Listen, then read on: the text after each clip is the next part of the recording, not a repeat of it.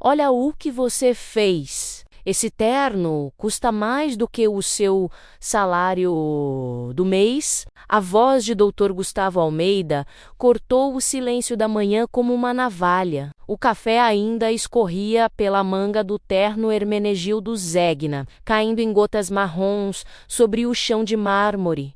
Luciana Alves, de avental azul e luvas brancas, congelou. O pano úmido parou no ar. Atrás dela, o brilho dos painéis de madeira refletia o logotipo dourado do escritório Monteiro e Almeida Advogados. Um império jurídico no coração do Chiado, ela tentou falar algo, mas ele não esperou. É sempre assim. Continuou limpando o casaco com raiva. Eu peço atenção e vocês... Fez uma pausa, medindo as palavras. Vocês não entendem o que é cuidar de algo de valor. Vocês pesou como pedra. Os outros funcionários fingiram não ver. Um riso contido ecoou da mesa ao lado. Luciana baixou os olhos, recolheu o copo quebrado e disse apenas: Desculpe, doutor, foi sem intenção. Ele bufou, teatral. Claro que foi. A incompetência raramente é planejada. Silêncio. O som do ar-condicionado era o único ruído entre eles. Luciana terminou de limpar. Sem pressa, sem olhar para cima. Mas dentro dela algo ardia. Não raiva, mas uma calma firme, densa. Como quem conhece verdades que o outro jamais entenderia. Enquanto Gustavo se afastava. Exibindo o terno manchado, ela olhou de relance para os livros da estante. Direito Constitucional, tomo 2, Tratados de Roma, Hermenêutica Jurídica Moderna, livros que ela mesma havia ensinado anos atrás, do outro lado do oceano, e pensou, em silêncio, há manchas que nem o melhor advogado do mundo consegue limpar.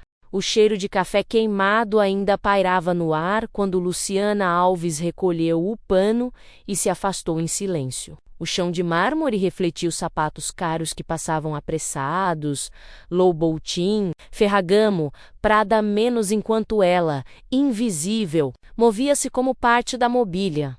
O escritório Monteiro e Almeida, advogados, era uma catedral do poder. Paredes forradas de madeira de carvalho, diplomas enquadrados em molduras douradas e o perfume constante de Dior Homme e tabaco inglês. Ali, as palavras valiam fortunas e o silêncio.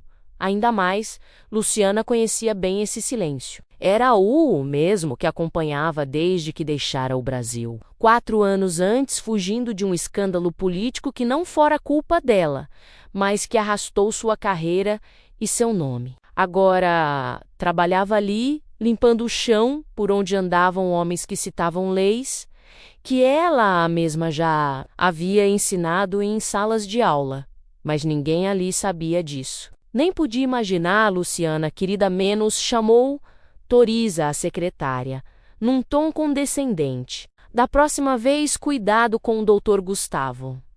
Ele é, como posso dizer, sensível com as coisas dele. Luciana respondeu com um sorriso sereno. Claro, senhora Toriza, vou ter mais atenção. Enquanto falava, viu de relance o reflexo de Gustavo no vidro da sala de reuniões. Ele gesticulava furioso, falando ao telefone, provavelmente reclamando da incompetência do pessoal de limpeza. Ela sabia o que ele pensava dela menos e de todos que usavam avental. Mas o que ele não sabia é que ela entendia cada palavra que dizia em inglês com um cliente e que poderia corrigi-lo em 3 idiomas diferentes. Se quisesse... O relógio marcava 17h45 quando o movimento começou a diminuir. As luzes frias do teto refletiam no piso encerado. Luciana guardou os materiais e caminhou até a biblioteca do escritório. um espaço onde raramente alguém entrava. O ambiente era um santuário de silêncio e livros antigos. No alto das prateleiras, volumes de direito romano, teoria da justiça, contratos internacionais. Ela passou o dedo pela lombada de um deles e murmurou Nullum crimen sine lit. Sorriu. As palavras em latim saíam com naturalidade, como uma prece esquecida. Pegou o livro e sentou-se numa poltrona de couro. A textura fria do papel, o cheiro de páginas amareladas, tudo aquilo a devolvia a um tempo em que ela era ouvida. Respeitada, chamada de professora doutora, agora era apenas a moça da limpeza. Enquanto lia, ouviu passos. Levantou-se rapidamente, mas era tarde. Dr. Henrique Monteiro, o sócio sênior, estava parado na porta, observando-a. Boa tarde, disse ele, curioso. Não sabia que tínhamos leitores noturnos entre a equipe de apoio. Luciana abaixou o livro, sem se intimidar. Boa tarde, doutor. Eu gosto de aprender em latim? Perguntou ele, sorrindo de leve. A língua da lei, senhor, nunca é tarde para lembrar o que é justo. Henrique a olhou com atenção. Não era uma fala ensaiada, era sabedoria dita com humildade, como se chama mesmo Luciana Alves. Luciana repetiu o nome como quem decora algo importante. Continue lendo. É bom ver alguém que ainda ama o direito de verdade. Ele saiu dexando-a sozinha, com o som distante dos elevadores. Luciana voltou ao livro, mas agora com um brilho novo nos olhos. Sabia que aquele homem era diferente, observador, discreto, e também sabia que o destino, quando quer revelar verdades, sempre começa com pequenas coincidências. No apartamento mais tarde, no pequeno apartamento em Amadora, Luciana acendeu uma vela, preparou o café e abriu o laptop velho que trouxera do Brasil. A tela piscou, e entre documentos esquecidos, havia pastas com títulos como Teses 2017, Aula Magna menos UFBA, Reforma Constitucional. Ela abriu um arquivo ao acaso. Sua própria voz ecoava em uma gravação antiga. O valor de uma lei não está na pena escrita, mas na mão que a aplica. Fechou os olhos. O som parecia vir de outra vida. Pegou o telefone e enviou uma mensagem para Dona Joana, a colega de limpeza. Cheguei bem. Amanhã trago chá de camomila pra gente. Boa noite. Deitou-se, mas o sono custava a chegar. Na mente, a cena do café derramado voltava como um filme. O olhar de Gustavo, o riso dos colegas, o silêncio dos que fingiram não ver, tudo isso pesava. Mas, por baixo de tudo, havia uma chama, pequena, mas firme, a mesma que sustentava. Quem sabe que a vida pode te colocar para limpar o chão, e ainda assim você continua pertencendo ao topo, antes de adormecer. Olhou o teto e murmurou em português e latim. A justiça tarda, mas nunca se cala. Justitia tardat, sed namquam tesset. E dormiu sorrindo, porque no fundo sabia que a mancha no terno era só o começo de algo muito maior. O dia seguinte amanheceu chuvoso em Lisboa. O céu estava cinzento, as ruas molhadas refletiam as vitrines do chiado, e o som dos guarda-chuvas se misturava ao barulho dos bondes passando. Dentro do escritório Monteiro e Almeida Advogados, o ritmo era outro, frio, preciso, impessoal. Cada passo, cada palavra, cada olhar tinha um propósito e um preço. Luciana Alves entrou pela porta de serviço, como sempre, a mochila simples, o cabelo preso, o avental azul impecável, cumprimentou o porteiro, o segurança, e subiu as escadas com o balde nas mãos. Enquanto limpava os corredores, ouvia ao longe o som dos saltos apressados das advogadas e o clique dos relógios de luxo sendo ajustados.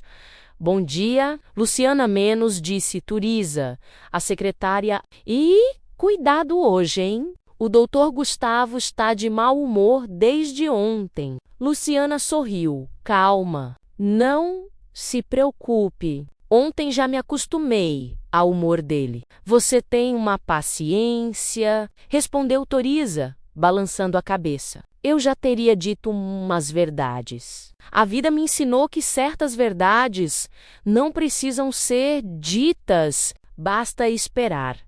Enquanto as horas corriam, Dr. Henrique Monteiro observava discretamente o escritório. Percebia os cochichos, os olhares tortos, as risadas abafadas quando Luciana passava, mas também notava algo que os outros não viam.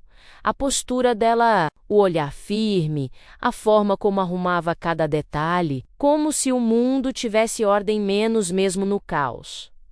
Na hora do almoço, o escritório se esvaziou. Luciana ficou sozinha na biblioteca, o mesmo lugar onde estivera na noite anterior. Colocou as luvas, limpou as mesas, mas antes de sair, não resistiu, pegou um livro de capa vermelha, A Filosofia do Direito, de Kant, e abriu ao acaso.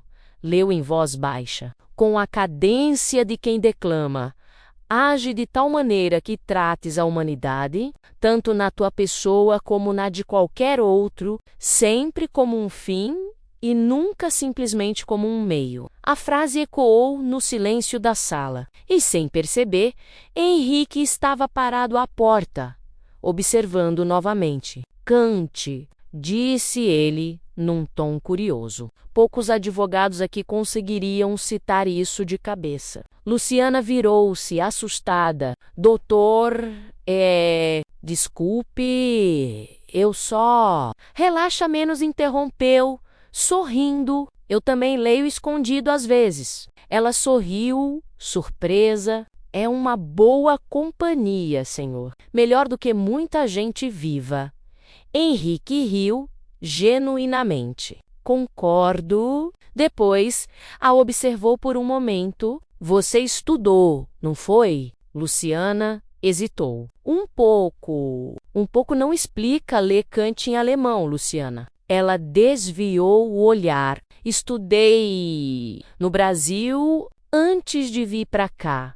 Direito? Perguntou ele, como quem já sabia a resposta. Sim, respondeu, simples. Direito constitucional. Henrique ficou em silêncio. Aquela revelação o atingiu como uma bofetada elegante. E agora limpa escritórios. Luciana olhou para o teto, pensativa. Às vezes, a vida troca as cadeiras. Mas o conhecimento, doutor, esse ninguém me tirou.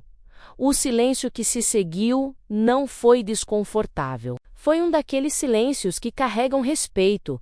Mais tarde, quando os advogados voltaram, o burburinho recomeçou. Gustavo cruzou o corredor e viu Henrique saindo da biblioteca. Tá fazendo amizade com a faxineira, doutor? Perguntou, com ironia. Henrique respondeu sem perder o tom. Talvez esteja reaprendendo o que é respeito, Gustavo. O jovem advogado disfarçou o incômodo com um sorriso torto. Só cuidado para não confundir humildade com competência. Henrique não respondeu, mas o olhar que lançou bastou para silenciá-lo. À noite, Luciana chegou em casa exausta, o uniforme ainda cheirando a desinfetante e madeira polida. Na cozinha, ferveu água, preparou o chá e abriu um caderno de capa gasta. Dentro, anotações em várias línguas, português, inglês, alemão, latim, e no final, uma frase escrita à mão, em letras firmes. Nunca subestime quem aprendeu a vencer em silêncio. Pegou o celular e gravou uma mensagem de voz para a dona Joana. Amiga que não via há semanas, amiga, você não vai acreditar. Acho que o sócio do escritório descobriu alguma coisa sobre mim. A risada da outra veio leve, familiar. Ué, e vai esconder até quando, Lu? Até quando o mundo estiver pronto para ouvir. Ela desligou o telefone e olhou pela janela. A chuva batia contra o vidro e os sons da cidade se misturavam com o das lembranças. O tribunal, a universidade, as manchetes injustas. Tudo parecia distante como uma vida emprestada, mas algo dentro dela começava a despertar. Uma força antiga, uma coragem adormecida. A mesma que um dia a fez defender pessoas que o sistema havia esquecido. E naquela noite, ao fechar os olhos, Luciana sentiu. O silêncio da biblioteca não era apenas o dela, era o de todos que um dia foram calados, e esse silêncio, cedo ou tarde, aprenderia a falar. Naquela terça-feira, o escritório Monteiro e Almeida Advogados amanheceu em ebulição. A recepcionista tropeçava entre ligações, o som das impressoras competia com o burburinho nervoso, e o aroma de café se misturava ao perfume caro dos ternos alinhados. Um contrato milionário com a corporação japonesa Karuda Holdings seria assinado em poucas horas, o maior da história do escritório. E, como sempre, o clima de pânico era o primeiro a chegar. Dr. Gustavo Almeida corria de um lado para o outro, gritando ordens. Onde está o tradutor? Ele já chegou? Ainda não, doutor, respondeu Toriza. O trânsito na ponte está um caos. Então, arrume outro. Esbravejou ele. Eu não posso perder essa reunião. Dr. Henrique Monteiro apareceu na porta.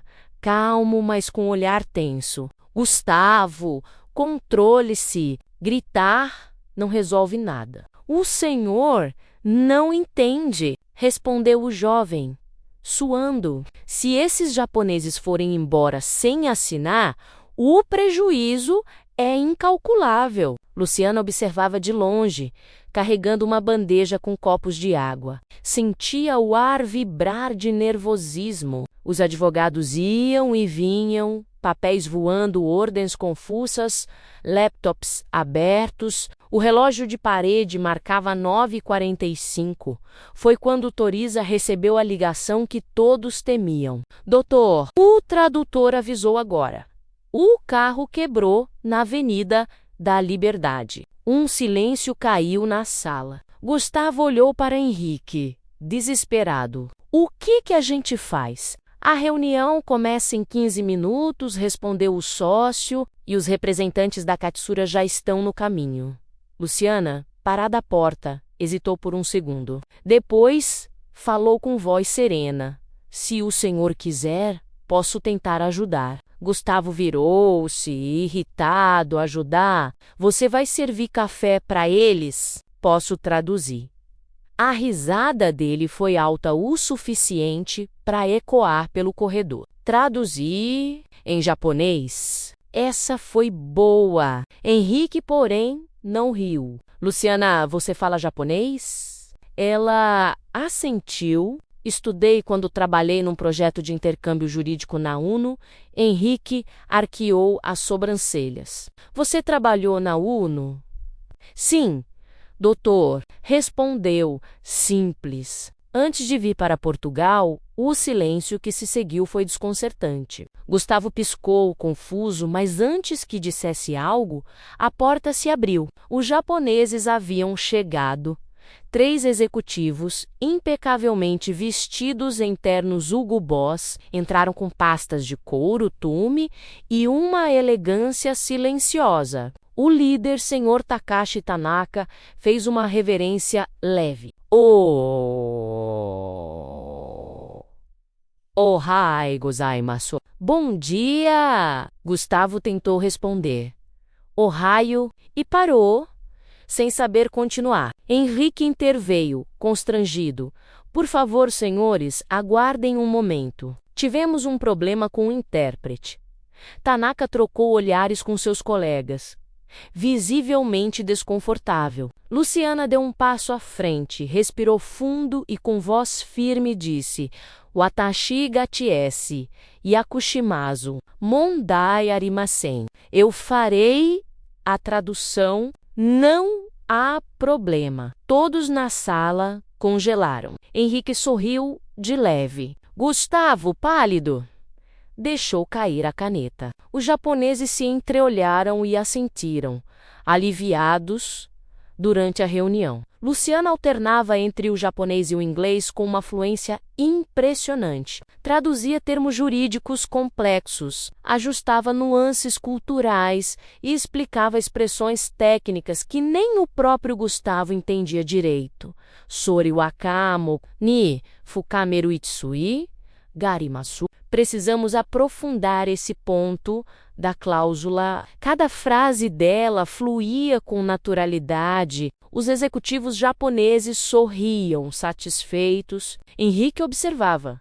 Fascinado, Gustavo, ao contrário, derretia em constrangimento. Cada palavra dela era um lembrete da própria ignorância. No final da reunião, Senhor Tanaka levantou-se e apertou a mão de Henrique. Subarashi Shimei Deshita, excelente intermediação. Depois, olhou para Luciana. Anata no gorjoku ni kansa shimashu. Sou grato pela sua competência. Luciana respondeu com um leve sorriso. Koshira Kozo, Tanaka-sama. Eu que agradeço, senhor Tanaka. Os executivos se despediram, satisfeitos. Quando a porta se fechou, um silêncio pesado tomou conta da sala.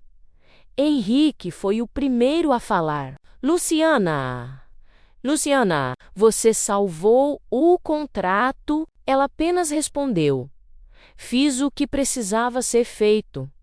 Gustavo, ainda ruborizado, tentou disfarçar. Bem, não vamos exagerar. Ela só traduziu. Henrique virou-se para ele. Não, Gustavo. Ela fez o que nenhum de nós foi capaz de fazer. Luciana recolheu os papéis e, antes de sair, olhou para o jovem advogado. Seu olhar não era de raiva, menos era de compaixão. Doutor Gustavo, disse, com voz suave, o senhor tem razão sobre uma coisa. Eu realmente não entendo muito sobre o valor dos ternos caros. Fez uma pausa e completou, mas sei exatamente o preço da ignorância. Saiu, deixando a porta se fechar lentamente atrás de si. Henrique ficou imóvel, olhando o reflexo dela desaparecer no vidro, e pensou: há pessoas que limpam o chão, e há outras que limpam a consciência dos que se acham acima dele. Durante os dias seguintes, o clima no escritório Monteiro e Almeida Advogados mudou. A reunião com a Katsura Holdings se tornara um sucesso absoluto. Os jornais de Lisboa noticiavam contrato bilionário garantido por intermediação exemplar de escritório português. Mas dentro das paredes de mármore, ninguém mencionava o nome de quem realmente havia salvado o acordo. Luciana Alves continuava varrendo, limpando, servindo café, como se nada tivesse acontecido. O silêncio agora, porém, era outro, não de desprezo, mas de desconforto. Os olhares a seguiam pelos corredores, misto de curiosidade e culpa. Alguns colegas tentavam se aproximar. Parabéns, Luciana. Ouvi dizer que você ajudou na reunião. Ela apenas sorria. Fiz o meu trabalho, doutor. Mas Dr. Henrique Monteiro não conseguia parar de pensar nela. Quem era, afinal, aquela mulher? De onde vinha tamanha inteligência, aquela calma, aquela fluência absurda em idiomas que nem ele dominava? Uma noite depois que todos haviam ido embora, ele entrou na biblioteca. A mesma luz amarelada, O mesmo cheiro de papel antigo, sobre a mesa um livro aberto, Direito Constitucional Comparado, com anotações à margem. A caligrafia era impecável, firme, elegante, assinada. Luciana Autor de Souza. Henrique franziu o senho. O sobrenome era diferente. Curioso, digitou o nome no computador. Em segundos, dezenas de resultados surgiram, notícias antigas, manchetes de portais brasileiros, professora doutora denuncia corrupção em licitação pública. Jurista, Luciana de Souza sofre retaliação e deixa o país. Ex-docente da UFRJ investigada injustamente por desafiar magistrados. Henrique leu, estarrecido. As matérias falavam de uma mulher brilhante com doutorado em Coimbra, autora de livros sobre ética jurídica, menos que havia perdido tudo por se recusar a falsificar documentos de um ministro influente. Foi perseguida, demitida e silenciada. E agora limpava o chão de um escritório de advocacia.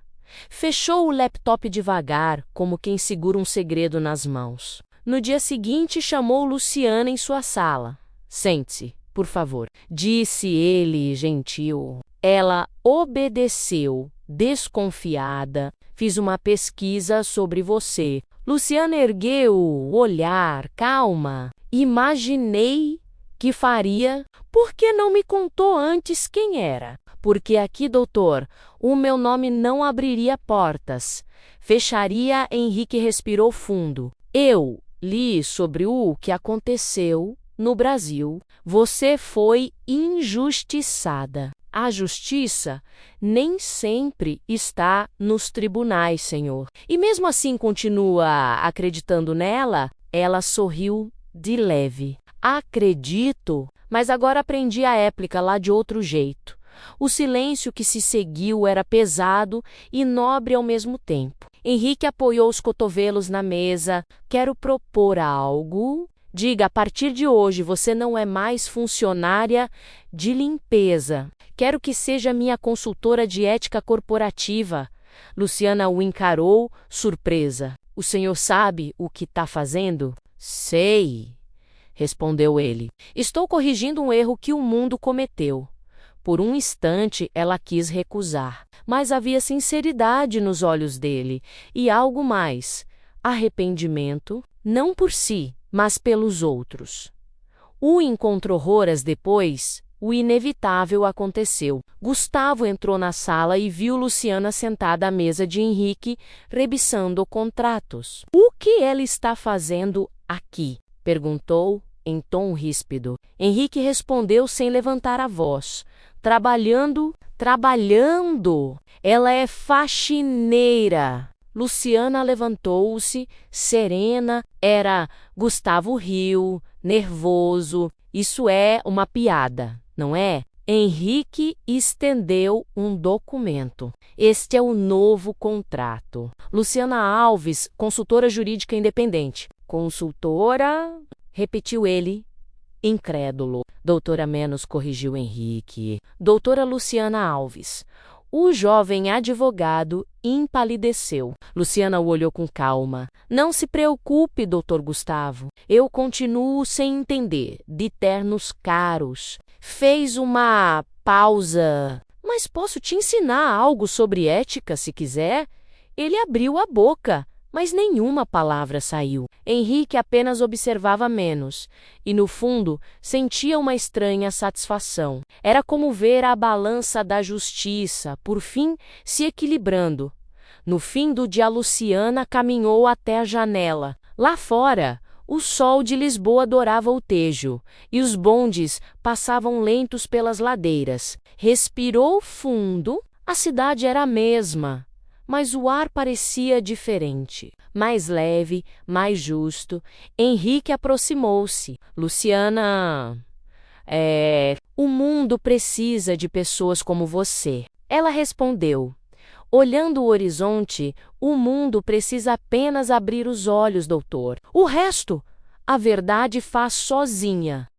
O sol de fim de tarde dourava os prédios do Chiado, refletindo no vidro dos Herrânraceis como espelhos do destino. Dentro do escritório Monteiro e Almeida, o silêncio era novo, não o silêncio da arrogância, mas o da vergonha. Desde a revelação sobre Luciana Alves, nada mais parecia igual. Os corredores antes cheios de risadas e passos apressados agora ecoavam conversas sussurradas. Olhares desviados, cumprimentos tardios, todos a respeitavam, mas ninguém sabia como faz Clousen parecer hipócrita. E ela, como sempre, mantinha-se calma, menos profissional, distante, impecável. Por um mês, Luciana trabalhou ao lado de Dr. Henrique Monteiro, revisando contratos, corrigindo cláusulas, reconstruindo códigos de conduta ética. A presença dela transformava o ambiente, como uma brisa discreta que, aos poucos, substitui o ar viciado de um lugar. Mas, em silêncio, ela já havia tomado uma decisão. A despedidã naquela manhã deixou sobre a mesa de Henrique um envelope branco e uma chave. Nenhuma palavra, nenhum bilhete visível. Saiu cedo, antes de o expediente começar.